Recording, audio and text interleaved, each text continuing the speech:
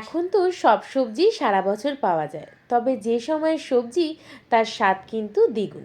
তাই শীতের সবজি পালং শাক দিয়ে আজকের রেসিপি পালং চিকেন। রেসিপিটা শিখে ফেলি চলো। প্রথমে পালং শাককে সিদ্ধ করে নিতে হবে, এরপর মিক্সিতে সেদ্ধ করা পালং শাক ধনেপাতার একটা মিহি পেস্ট বানিয়ে রাখতে হবে। এরপরের পদ্ধতি কিন্তু একেবারে সহজ। তেলে গোটা গরম মশলা, শুকনো লঙ্কা ফোড়ন দিয়ে পেঁয়াজ, আদা রসুন বাটা, টমেটো দিয়ে একটু ভাজা ভাজা হলেই তাতে পালং শাকের পেস্ট দিয়ে নুন, লঙ্কা গুঁড়ো, হলুদ গুঁড়ো দিয়ে ভালো করে কষিয়ে নিয়ে ধুয়ে রাখা চিকেনগুলো দিয়ে কষাতে হবে যতক্ষণ না তেল ছাড়ছে।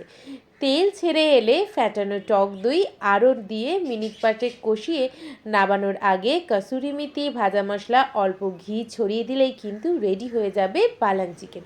শীতের রাত্রিবেলা রুচি বা পরোটার সাথে এই চিকেনের কিন্তু জুড়ি মেলা পান, তাহলে অবশ্যই বানিও।